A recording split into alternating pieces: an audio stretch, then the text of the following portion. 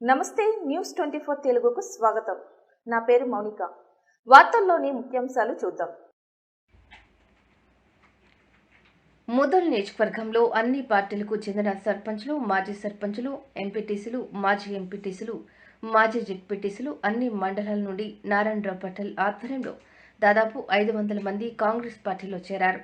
వారికి నారాయణరావు పటేల్ పార్టీ కండువా కప్పి పార్టీలోకి స్వాగతం పలికారు. ఈ కార్యక్రమంలో ఓం ప్రకాష్ లడ్డా, ఆనందరావు పటేల్, శంకర్ చంద్ర, రామచంద్ర రెడ్డి, కొట్టే గజానన్ పటేల్, ఎంఏ లతీఫ్, కార్యకర్తలు, నాయకులు పాల్గొన్నారు.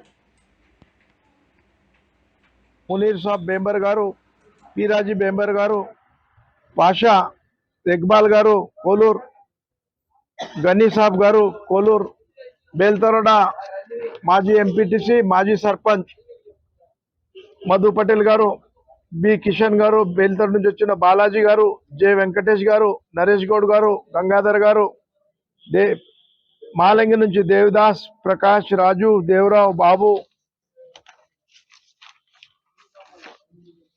జరి నుంచి వచ్చిన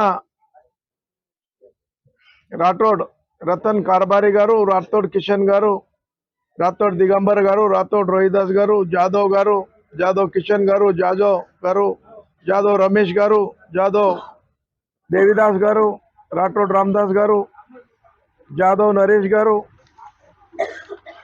దొల్తాబాద్ నుంచి వచ్చిన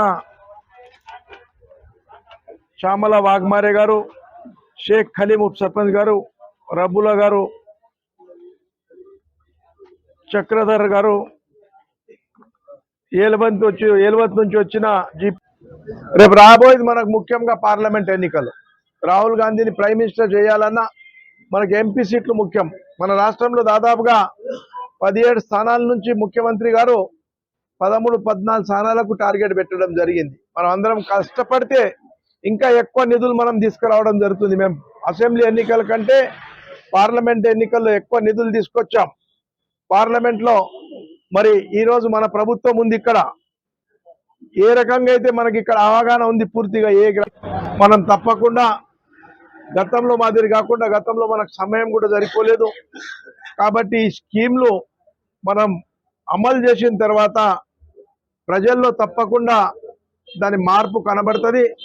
మరి మేము కూడా కొత్త పాత భేదభావం లేకుండా మీ అందరికీ, గతంలో అందరూ చాలా మంది నాతో పనిచేసిన వాళ్ళు ఉన్నారు. కొన్ని కారణాల నిమిత్తం అక్కడక్కడ విడిపోవడం జరిగింది. వాళ్ళ గురించి నాకు తెలుసు, నా గురించి వాళ్ళకి తెలుసు. కాబట్టి మరి ఈరోజు ప్రభుత్వం ఓడిపోయిన అభ్యర్థులకే ఇన్ఛార్జిగా నియమించడం జరిగింది. ఇన్ఛార్జ్ ఆధ్వర్యంలోనే ఏ మాదిరిగా అయితే ఇన్ఛార్జ్ మినిస్టర్కు అధికారులు ఇచ్చారు, ఆ ఇన్ఛార్జ్ మినిస్టర్ కూడా ఇక్కడ మన పార్టీ వాళ్ళ అభ్యర్థికే అన్ని విధాలుగా సహాయ సహకారాలు అందిస్తా అని చెప్పడం జరిగింది. రేపు నిధులు అనుకోండి, నియామకాలు అనుకోండి, సమస్యలు అనుకోండి, రేపు అధికారులు ఇన్నని వాళ్ళు ఉంటే కూడా వాళ్ళకి ఏ రకంగా కంట్రోల్ చేయాలా,